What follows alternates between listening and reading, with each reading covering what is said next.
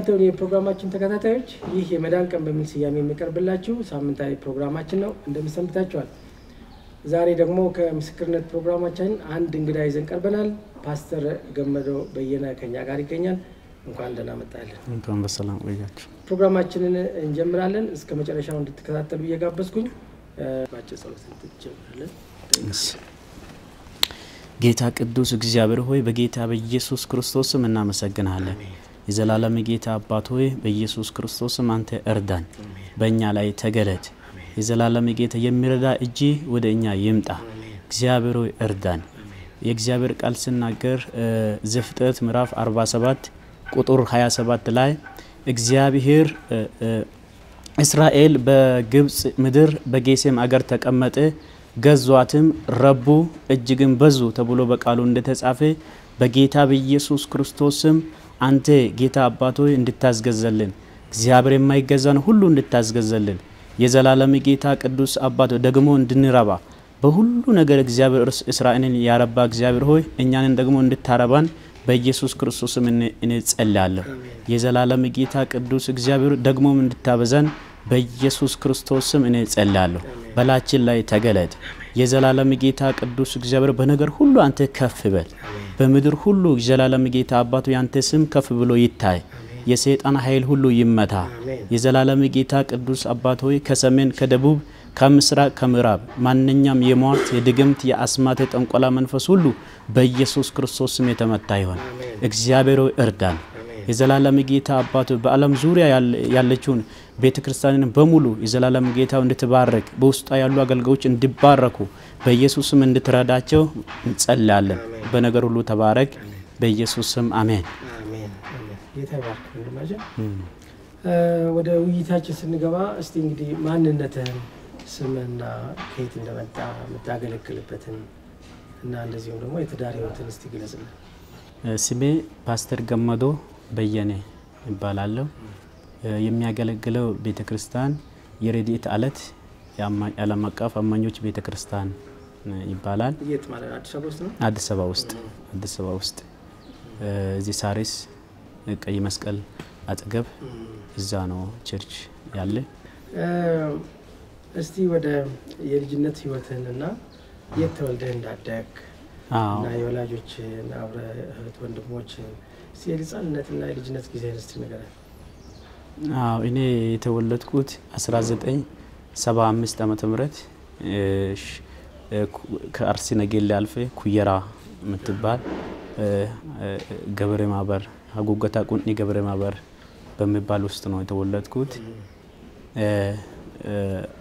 አባቴ በየነ ገርማሞ እናቴ አበረሽ ደቀቢ ትባላለች ያው በመጀመሪያ እኔ ወንድ ልጅ ተወለድኩ ከዛ ገመዶ ብሎ ስም አወጡልኝ ገመዶ ማለት ተደሰተ ማለት ነው እና አባቴ እኔ ሲወለድ አየኝና ትንሽ ፊቴ ፈገግ ሲል ተደሰተ ብሎ ገመዶ አለ ቀጥሎ ወንድ ልጅ አሁንም ሲወለድ ገመዲ አለ ገመዲ ማለት ተደሰት ማለት ነው በኦሮምኛ ቋንቋ እንደታለቀ አንተም ተደሰት ነው አንተም ተደሰት አለው ከዛ አሁንም ወንድ ልጅ ሲወለድ ተደሰቱ አለ ገመዳ አለ ገመዳ ማለት ተደሰቱ ማለት ነው ብሎ ስም አወጣልኝ አባቴ ሙስሊም ነበር እናቴ ደግሞ ሰባተኛ ቀን አክባሪዎች አድቬንቲስት ነበረች ገና ያው አብሮዛ ሙስሊም ቤተሰብ ውስጥ ነው የተወለድኩት እና በአባቴ በኩል የሚመለክ ይሄ ጠንቆላ ነበርና ይሄ አባቴ አያቴ ይሄ እባብ ይቀልብ ነበር ቅቤ እንደዚህ በእጅ ላይ መጥቶ እንደዚህ ይላል ፉጨት አለው እባቡ የሚሰማው ያንን እባብ በፉጨት ነው የሚጠራ እባቡ ቀጥ ብሎ ይመጣና ከእጁ ላይ ቅቤ በልቶ ነው የሚሄደው እና ከዛ 9 ሰዓት አካባቢ ይመጣል ቀስ ብሎ ልክ እሱ አጠገብ ሲመጣ አያቴ ካይ በኋላ ያንን ቅቤ ይሰጠዋል ግብር ያው ይገብሮ ነበር ቅቤ ይገብር ነበር ሌላ ደግሞ ጥቋር የሚባል ያመልኩ ነበር ጥቋር ማለት ጥቁር ፍየል እዚች ጋር ነጭ ያላት ፍየል እሷን ለመስዋዕት ነው የሚያስቀምጡት ስትወለድ ፍየልቱ ታናሽ ወንድሜ ገመዲ ያው ሲወለድ ልክ እየወሰዱን ነው ለዛ መንፈስ ኪዳን የሚያስገቡን በየአመቱ ያው በአመት ነው የተወለድነው በየአመቱ ኪዳን ያስገቡናል እና ያኔ እኔ ተወልጄ ወደ 3 አመት ልጅ ነበርኩና ታናሽ ወንድሜን ልክ ፍየሏን ይዞ እሱንም ልጁንም ይዞ ወደ ባስታ ምዕራብ በኩል ወኔ ዛፍ አለ እዛ ስር ነው ፍየልቱ የምትታረደው እዛ አርደው ግንባሩ ላይ ዳም አድርጎ ከዛ ያመጣሉ እና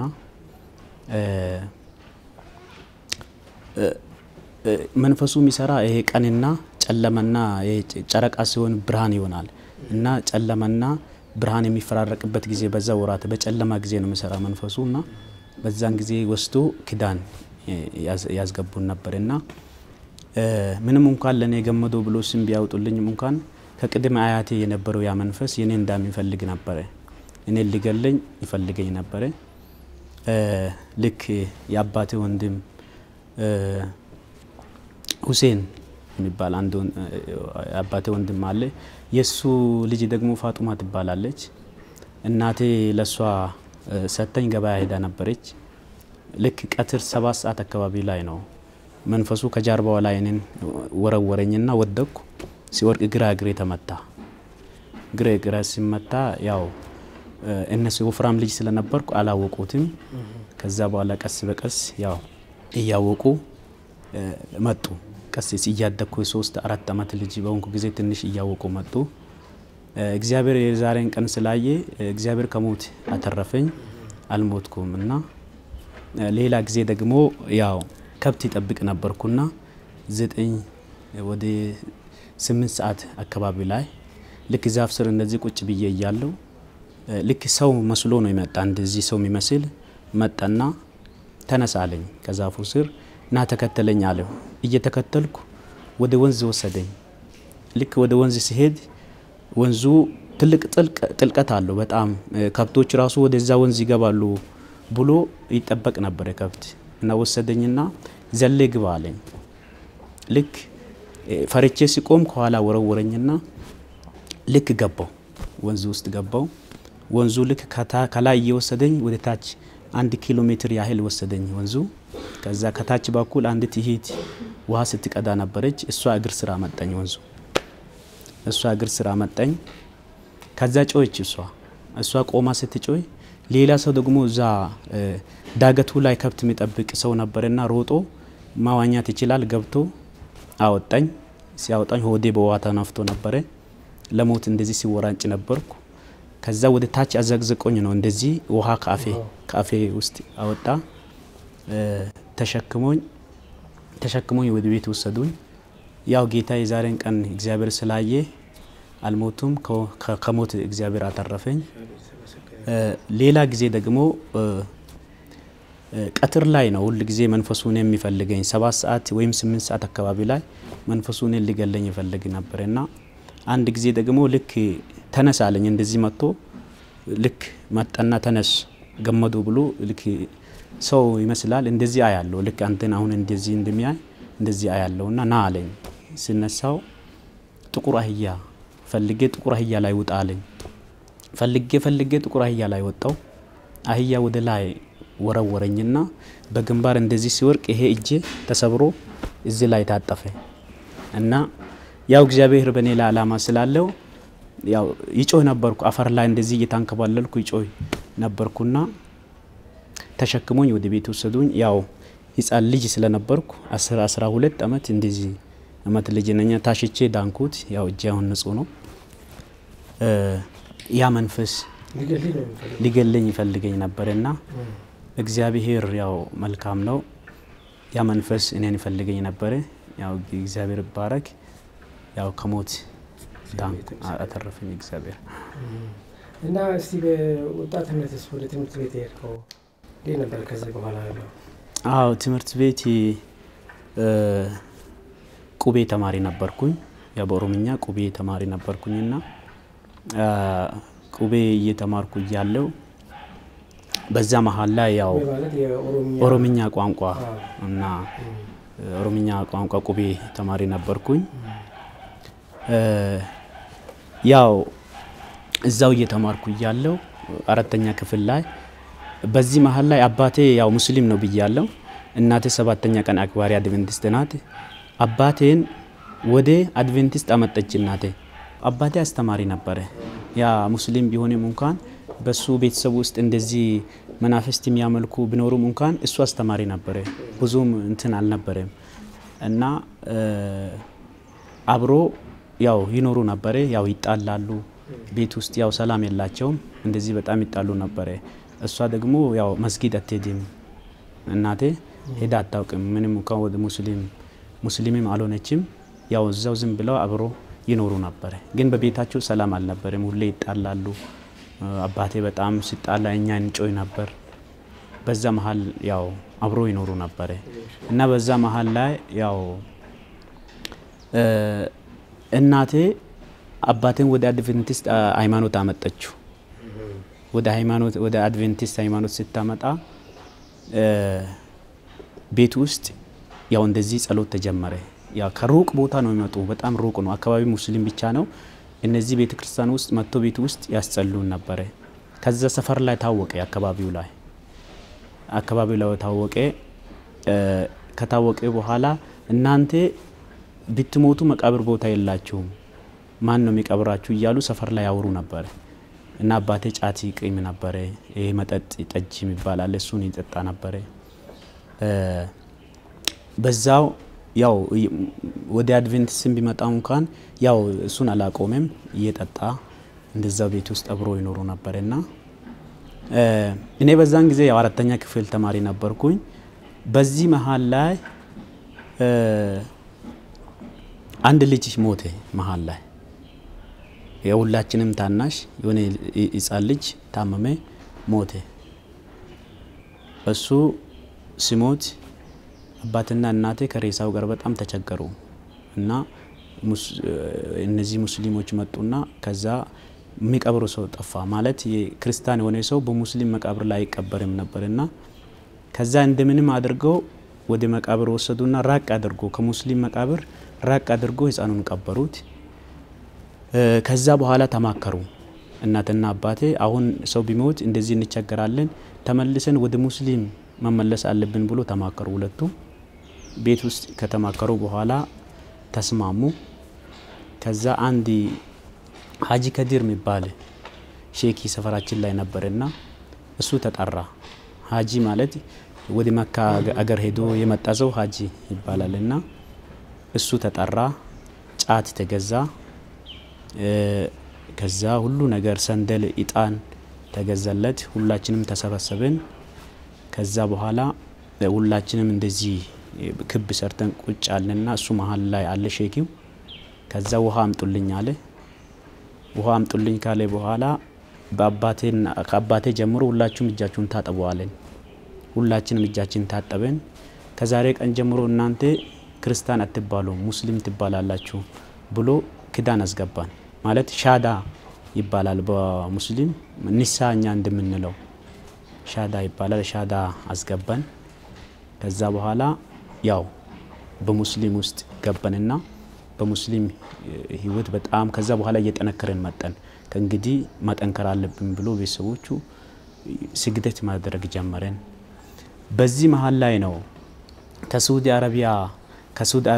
አረቢያ የመጡት አሉ። እነዚህ ወደ ከክርስቲያን ወደ ሙስሊም የተመለሱ ሊረዱት ከውጭ መጥተዋል ብሎ ለአባቴ ነገሩት። ሰዎች ሲናገሩት ከዛ ሄዳችሁ መታችሁ ተመዝገቡ፣ በነፃ ነው ቁርአን የምትማሩ ተባለን። እርዳታም አለ ተባለንና ከዛ ሄደን ተመዘገበን። እናቴ ደግሞ እኔ አልሄድም እናንተ ሄዱ አለችን። እኔ አባቴ ሁለት ወንድሞቼ ሄደን ቁርአን ትምህርት ቤት ተመዘገበን። ከዛ በኋላ ትምህርቱን ቀጠለን። ትምህርቱን እየተማረ በወር 20 ብር ይሰጡን ነበር። 20 ብር ይሰጡን ነበርና አጠቃላይ 80 ብር ነው የሚሰጡን። በዛ እንደዚሁ እየተማረን እያለ መሃል ላይ ትምህርቱን መሃል ላይ በጣም አርካነ እስላም ነው ስንማር ነበር ነው። አርካነ እስላም ማለት የሙስሊም መሰረታዊ ትምህርት ማለት እኛ ደህንነት ቤተክርስቲያን ውስጥ ደህንነት እንደምናስተምር እዛ ደግሞ አርካነ እስላም እንዴት እንደምትታጠብ ፊትን እንዴት እንደምትታጠብ እግር እነዚህ ደግሞ ሰላት ሲባል እንዴት እያየ እንደምትሰግድ ስለ ስግደቱ እሱን መሰረታዊ ትምህርት ተምረን ያው መሃል ላይ ተምረን ከጨረስን በኋላ እኔ ጎበዝ ልጅ ሆንኩት ማለት በቁርአን እናገራለሁ አርካነ እስላም በደንብ እናገር ነበርኩ ይሄን የቻለ ራሱ ጎበዝ ነው በሰፈር ላይ ቁርአን እንደዚህ ቆሞ የሚናገር ሰው ጎበዝ ልጅ ነበርኩ ከዛ በኋላ ሰፈር ውስጥ ገብቼ እንደዚህ አዛን አደርግ ነበርኩ ዛፍ ስር ቆሜ አዛን አደርግ ነበርኩ ለ11 ሩብ ጉዳይ ጧት የሚደረግ አዛን አለ እሱን እያደረግኩ አንድ ጓደኛ ያለ ከዲሮ የሚባል ከሱ ጋር እየዞረን እንደዚህ ሰፈር ላይ እናሰግድ ነበር እሱ በልምድ ነው ከቤተሰቡ ሙስሊም ስለሆነ እሱ ጎበዝ ነው ያው አብሮ አድጓል ከሙስሊም ጋር እኔ ደግሞ ተምሬ ነው እና በዚህ መሃል ላይ ያው እኔ እያስተማረ አራተኛ ክፍል ላይ አቋርጬ ገጠር ውስጥ ገባው እየዞርኩ በየቦታ እየዞርኩ ዱሮ ከጃርባ ላይ የወደኩት ፋጡማ የምትባል እሷ አግብታ ኩቢ የምትባል አገር ገጠር ላይ እዛ ያለች እሷ ቤት ሄደን እዛ ቤት ያው ከቤተሰብም ተለይቼ እዛ ቤት እየሰገደን አዛን እያደረኩ እንደዚህ እየዞርኩ ታመምኩ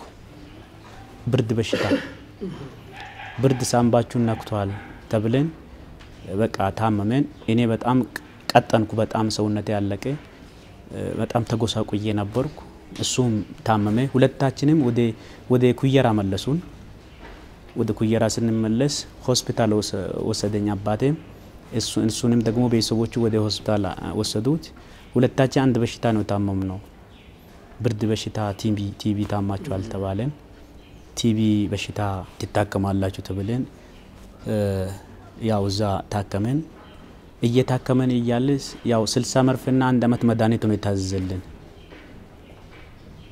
እኔ ልክ 15 መርፌ ሲጨርስ ትንሽ ሰውነቴ እየተመለሰ መጣ እየዳንኩ መጣው እሱ ግን ሞተ እሱ ያው በጣም ተጎድቶ ስለነበረ እሱ ሞተ እኔ ግን እየዳንኩ መጣው ከዛ በቃ መርፌ ወደ 30 መርፌ ጨረስኩ በዛው እየቀጠልኩ መጣውና ያው 60 መርፌ ጨረስኩ 60 መርፌ ከጨረስኩ በኋላ ያው ሰውነቴ ከተመለሰ በኋላ ወደ ትምህርት ቤት ለመመለስ አቋርጬ ነበርኩ ወደ ትምህርት ቤት ለመመለስ ወደ ትምህርት ቤት ሲሄድ ከዚህ በፊት ያቋረጥክበትን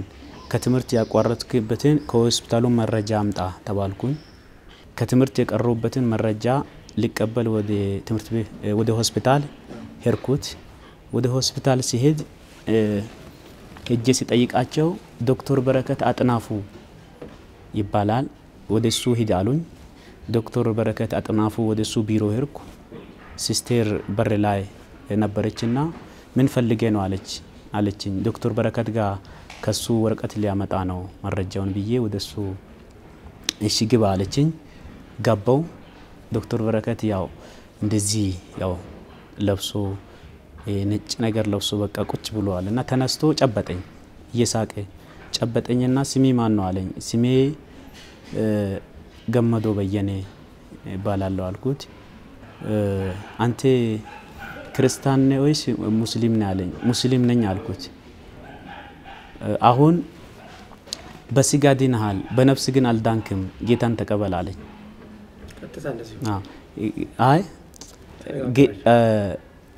አሁን በስጋ ድነሃል በነፍስ ግን አልዳንክም ማን ነፍስን እንደሚያድን እነግርሃለሁ ነገ 3 ሰዓት ላይ ና አለኝ እንደዚህ ነው አለ ከዛ ወረቀቱን ጽፎ ሰጠኝ ከዛ ወረቀቱን ወስጄ አሁን ደስ ብሎት ተነስቶ አቀፈኝና አይዞ በርታ ጎበዝ ነገ ግን እንዳትቀር ማን ነፍስን እንደሚያድን እነግርሃለሁ ነገ ና አለኝ ከዛ ወረቀቱን ሲሰጠኝ ልክ ይዤ ወረቀቱን ወደ አገራችን ወደ አገሬ ወደ ክፍለ ሀገር ነው ማለት ገጠር ውስጥ ነው ወደዛ መንገድ ልክ ሲወጣ ለምንድነው ዶክተር በረከት ነፍስን ማን እንደሚያድን ነግርሃለሁ ያለኝ ብዬ ጥያቄ ሆነብኝ እና አንድ አላህ አለ አይደለም እግዚአብሔር አለ አይደለም የሚያድነው ማን ነው የሚያድነኝ ከእግዚአብሔር ውጪ እያልኩ ይሄ ጥያቄ ሆነብኝ ለምንድነው ታዳ ነገ ያለኝ እያልኩ ከውስጤ ጋር እየተናገርኩ ሄርኩ ወደ ቤተሰብ መጣው ወረቀቱን አሳዩዋቸው ከዛ ነገና ስላለኝ ቤተሰቦቼ ስለሚከለክሉኝ ደግሞ ደበኩት ወደ እሱ ሊሄድ ስለፈለኩ ምንም አላልኳቸው ወረቀቱ ተሰጠኝ አልኳቸው ቤተሰቦቼ ማታ እራት በለን ቤት ውስጥ ያው የገጠር ከብትና ሰውም አብሮ ነው የሚኖረው ያው ከብቶች በዚህ በኩል አሉ ይሄ ደግሞ መደብ የሚባል አለ እዛ ላይ ሳር ይነጠፋል በላው ላይ ቁርበት ይደረጋ ቁርበት ላይ ነው እንደዚህ አባታችን መሃል ላይ ይተኛል እኛ ደግሞ በዚህና ከገረና ሀቀኝ እንተኛለን ማታ ማታ ያሸናል እንደዚህ ጸጉራችን ያሸን ነው በዛ ነው እንቅልፍ የሚወስደን እና በዛ መሃል ላይ ያው ተኝቼ ያለው ለሊት ዶክተር በረከት ልክ በህልም መጣ ቀን ልክ ቀን እንዳናገረ በህልም መጥቶ ፍለፊቴ ቆሞ ገመዶ ማን እንደሚያድን ይነግርሃለሁ ና አለኝ እንደዚህ ያያየው በህልም ማለት ነው ከዛ ልክ ሊሄድ ወደ እሱ እንዲስል ከኋላ ደግሞ ይጎትተኝ ነበር ሙሐመድ ይባላል ቁርአን የሚያስተምረን ዞር ብዬ ሲያይ ሙሐመድ ደግሞ ወደ ኋላ ይጎትተኝ ነበር ከዛ ልሂድ አልሂድ ይያልኩ ለሊቱን በሙሉ እንደዚህ ሲጨነቅ መሃል ላይ ደግሞ በረከት ና አትፍራ ገመዶ ማን ነፍስን እንደሚያድን አሁን ነግርሃለሁ አለኝ በዚህ ላይ ነቃው ያው በአእምሮ ሆንኩ ነቃውና አሁን በቃ አሁን ሄዳለሁ አልኩና 11 ሰዓት ላይ ወሰንኩት ሁሉም ተኝቷል ቤተሰብ ተኝቷል ሁሉም እኔ ነቅቼ እንደዚህ አስቤ ቀስ ብዬ ተነሳው ያ ዶሮም ለአዛን ምናምን ስለሚነሳ ለስግደት ስለሚነሳ ሰዓቱን በዛን ጊዜ ነቃው ቁጭ አልኩና ቀስ ብዬ በሩን ከፈትኩ ይሄ የገጠር በር እንደዚህ ሳንቃ የሆነ እንጨት እንደዚህ በዚህ የሆነ ነገር ይመጣና መሃል ላይ እንጨት ይገባል እንጨቱን ቀስ ብዬ ከፈትኩና በሩን ከፍቼ ትንሽ መለስ አድርጌ ወጥቼ ዝናብ ይዘንቦ ነበር እግሬ ባዶ ነው የለበስኩት ሸሚዝ የሆነ ስስ ሸሚዝ ናት በቃ ሰውነቴ አጎስቆል ብያለሁ በዛ ብርድ ሰውነቴ ይንቀጠቀጣል ፍርሃት ይለኛል እና ቀጠልኩ ወደ ከተማ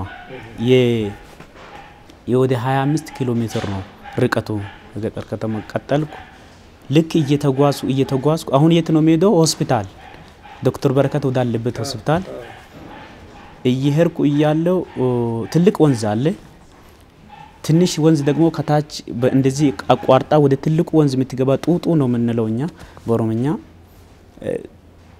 ያቺ ወንዝ ጋር መጣውና ዱሮ ትምህርት ቤት ሲሄድ ይፈራ ነበርኩ ዘልዬ ማሻገር ይፈራ ነበርኩና ወደ ታች ስለሚያይ ነው የሚፈራው ወደ ፊት ካየው ግን በቃ አሁን አልፈራም ብዬ ዘለልኩ እንዴት እንደዘለልኩ ማላውቅም ዘልዬ ወደ ማዶ ተሻገርኩ ልክ ዳገቱን ወደ ላይ እየወጣው ይያለ ሁለት ጅቦች እየሮጡ መጡ ከላይ እየሮጡ ሲመጡ በኃይል ጮኩ ፈራውና በኃይል ጮኩ ወደ አንተ ለምሮጡስ ባጋጣሚ እነሱ 11 ሰዓት አካባቢ ስለሆነ ወደ ጉርጓድ ሊገቡ ሰዓታቸው ስለደረሰ ነው ምሮጡ እኔ ደግሞ ወደ እኔን ሊነኩኝ የሚሮጡ መስሎኝ ነው ሁለት ናቸው ከዛ በኃይል ጮኩ በኃይል ሲጮይ አጠገቤ አለፉና ሄዱ ከዛ ሌላ ጅቦች ይመጣሉ ብዬ እየፈራው በቃ ይጓዝ ነበርኩ ያው ተጉዤ ልክ 1 ሰዓት ታኩል ሆስፒታል ደረስኩ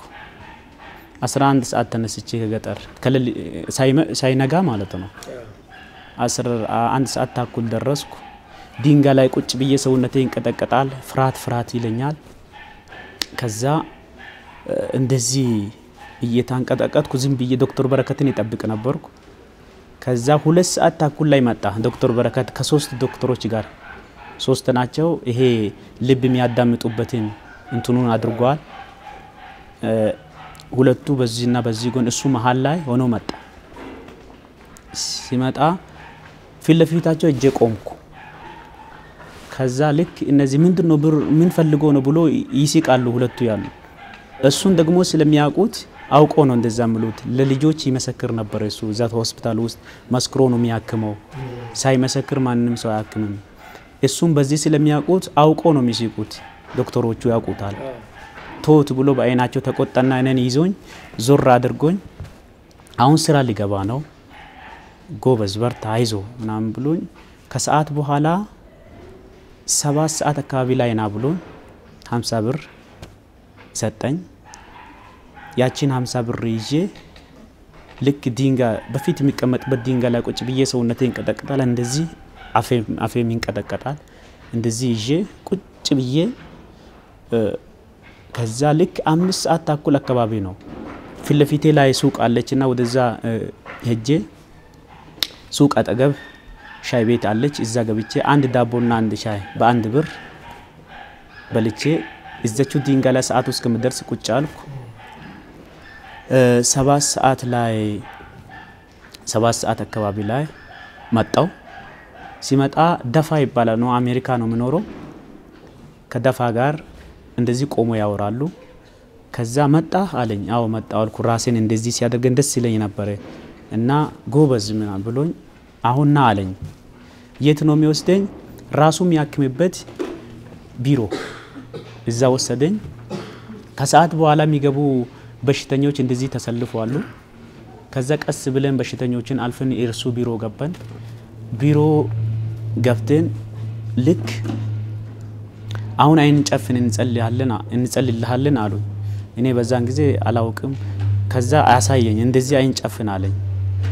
አይኔን ጨፈንኩ። ከዛ ደፋ እግሬን ይዞ በረከት ደግሞ ራስን ይዞ ዶክተር በረከት ራስን ይዞ ይጸልያሉ። ሲጸሉ ሰውነቴ በኃይል እንቀጠቀጥ ነበር። ፍርሃትን ውስጥ ያለ ያ መንፈሱም ውስጥ ነበር እና በኃይል ሲንቀጠቀጥ ዶክተር በረከት ራስን እንደዚህ ይዞ በኢየሱስ ስም ብሎ በኃይል ሲጸልይልኝ ጮኩ። ከዛ ልክ ጮኩና ይዞኝ ሁለቱ እንደዚህ ያሹኝ ከጸሉልኝ በኋላ የሆነ ነገር ከላይ ተነሳ።